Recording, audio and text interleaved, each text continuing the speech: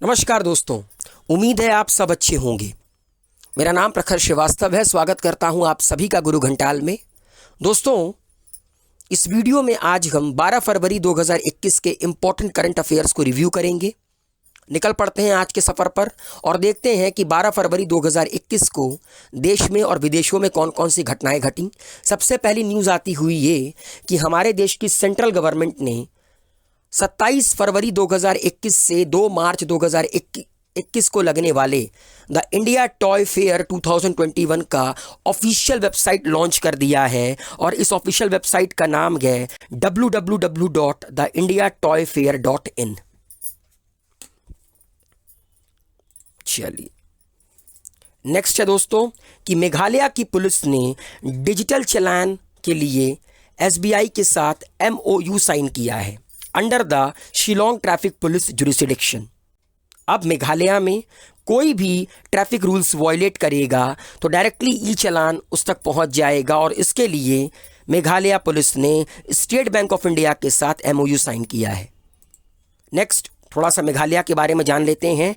मेघालय सिर्फ एक राज्य से बॉर्डर शेयर करती है, असम। कैपिटल है शिलोंग और सबसे बड़ी सिटी भी यहाँ की शिलोंग है। सीएम है यहाँ के कोनराड संगमा। गवर्नर सत्यपाल मलिक। टोटल 11 जिले हैं। लोकसभा में 2 सीटें हैं, राज्यसभा में 1 सीट है, असेंबली में टोटल 60 सीट है और इसके स्टेट एनिमल हैं क्लाउडेड लेपर्ड। अगली न्यूज़, स्क्रीन पर आपको जो सज्जन नजर आ रहे हैं इनका नाम है सतीश्वर बालाकृष्णन और ये एगॉन लाइफ के नए एमडी एंड सीईओ नियुक्त किए गए हैं। Aegon life insurance India first digital only life insurance company, Hindustan की पहली digital only life insurance company है। इन्होंने एमडी एंड सीईओ किसको नियुक्त किया है? सतीश्वर बालाकृष्णन को। इसके पहले ये India first life, Reliance life और आईसीआईसीआई प्रूडेंशियल लाइफ के लिए काम कर चुके हैं एंड ये एक चार्टर्ड अकाउंटेंट हैं। ये एक बाय क्वालिफिकेशन सीए हैं। एगॉन लाइफ इंश्योरेंस का जो हेडक्वार्टर है दोस्तों, ये मुंबई में स्थित है और ये 2008 में ये कंपनी बनी थी।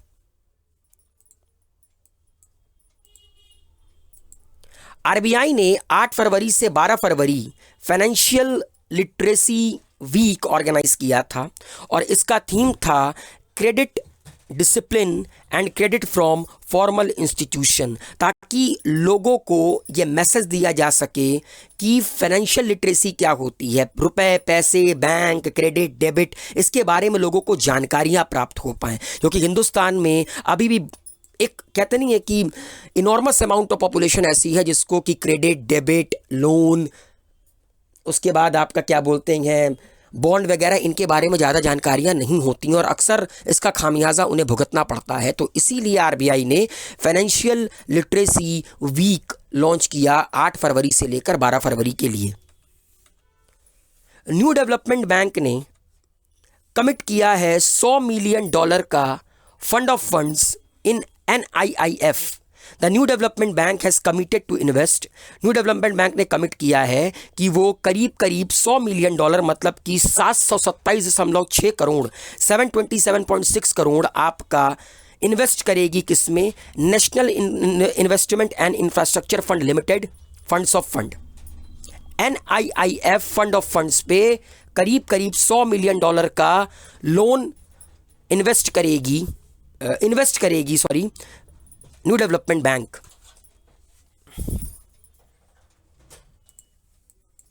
थोड़ा सा न्यू डेवलपमेंट बैंक के बारे में जान लेते हैं।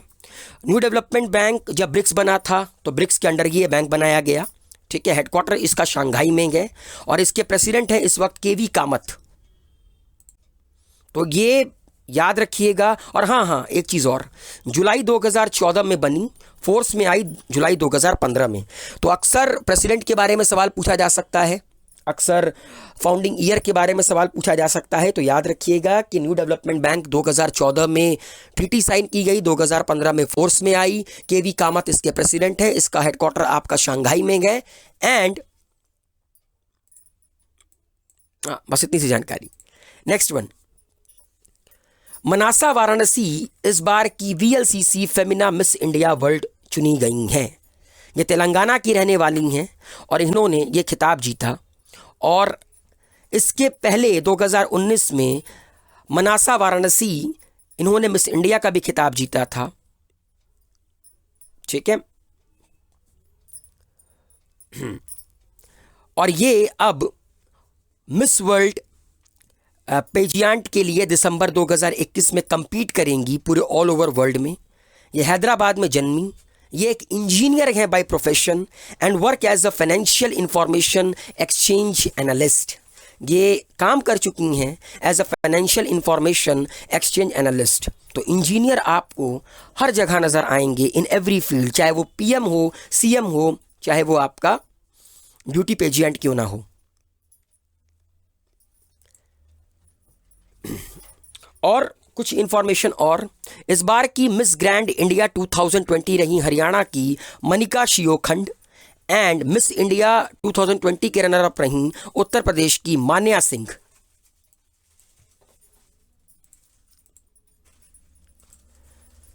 Koozhangal wins Tiger award at Rotterdam International Film Festival 2021। इस बार के रॉटरडैम इंटरनेशनल फिल्म फेस्टिवल 2021 में टाइगर अवार्ड दिया गया एक तमिल फिल्म है कुजंगल, और 50वां एडिशन था ये इंटरनेशनल फिल्म फेस्टिवल रॉटरडैम 2021 का, और इसको बेस्ट फिल्म चुना गया।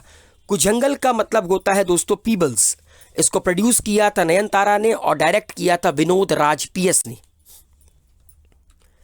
इंडियन नेवी ने एक एक्सरसाइज की इंडियन ओशन रीजन में,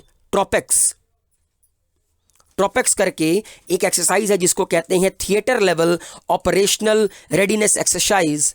इसको इस बार किया इंडियन नेवी ने इंडियन ओशन रीजन में। थोड़ा सा इंडियन नेवी के बारे में जान लेते हैं। इंडियन नेवी का वेस्टर्न नेवल कमांड है मुंबई में, eastern naval command Visakhapatnam, southern naval command Kochi and Andaman Nicobar command है आपका पोर्ट ब्लेयर में। तो इंडियन नेवी के यूजुअली 4 कमांड हैं, इंडियन आर्मी के 7 कमांड हैं। जुआल ओरम ने एक किताब लॉन्च की है on economic awareness in India, और उस किताब का नाम है, जुआल ओरम एक एमपी हैं और ये चेयरपर्सन गए स्टैंडिंग कमेटी ऑन डिफेंस के। इन्होंने एक किताब लॉन्च की है ऑन इकोनॉमिक अवेयरनेस, उसका नाम है turn around India 2020 surmounting past legacy, जिसको लिखा है आरपी गुप्ता ने। ये दोनों लोग आपको स्क्रीन पर नजर आ रहे हैं, जुआल ओरम एंड आरपी गुप्ता। अक्सर किताबों के ऊपर सवाल पूछा जाता है। Next one and the last one, Deendayal Upadhyay की डेथ एनिवर्सरी को अब हमारे देश में समर्पण दिवस के तौर पर मनाया जाता है। ठीक है दोस्तों, 11 फरवरी को समर्पण दिवस के तौर पर मनाया जाता है। अब पंडित दीनदयाल उपाध्याय की 53rd डेथ एनिवर्सरी को ये चीज़ शुरू हुआ। और अब याद रखिएगा, अगर कंपटीशन में ये क्वेश्चन आता है कि समर्पण दिवस कब मनाया जाता है, तो ये 11 फरवरी 2021 से इसकी शुरुआत हुई और अब 11 फरवरी से आप समर्पण दिवस मनाएंगे। और इसका इनॉग्रेशन किया हमारे देश के माननीय प्रधानमंत्री श्री नरेंद्र मोदी ने। दीनदयाल उपाध्याय जो कि एक इंडियन पॉलिटिशियन थे and right wing Hindutva ideology के थिंकर थे, आरएसएस के मेंबर थे एंड भारतीय जनसंघ जिसकी आज प्रेजेंट पार्टी है बीजेपी, उसके ये लीडर थे, फोररनर थे भारतीय जनता पार्टी के। तो देखा जाए तो भारतीय जनता पार्टी के फोररनर होने के तौर पर दीनदयाल उपाध्याय का नाम मैं कहना चाहता हूँ कि as a politician, as a thinker, वैसे भी इनकी इज्जत बहुत पहले से हमारे देश में होनी चाहिए थी। मगर कुछ लोग होते हैं ना अनसंग हीरोज़, तो वो अब तक यही थे। लेकिन फ़िलहाल अब हम इनके मृत्यु दिवस पर समर्पण दिवस मनाएंगे, क्योंकि इनके समर्पण के लिए दीनदयाल उपाध्याय के नाम पर मुगल सराय स्टेशन का नाम बदल दिया गया। तो दोस्तों, इतनी सी कहानी थी 12 फरवरी 2021 की। तो उम्मीद है ये वीडियो आप लोग के पसंद आया होगा। वीडियो को लाइक, शेयर, कमेंट करना ना भूलिए। दबाकर सब्सक्राइब कीजिए गुरु घंटाल को और बेल आइकन के बटन को प्रेस करना ना भूलिए। Thank you so much.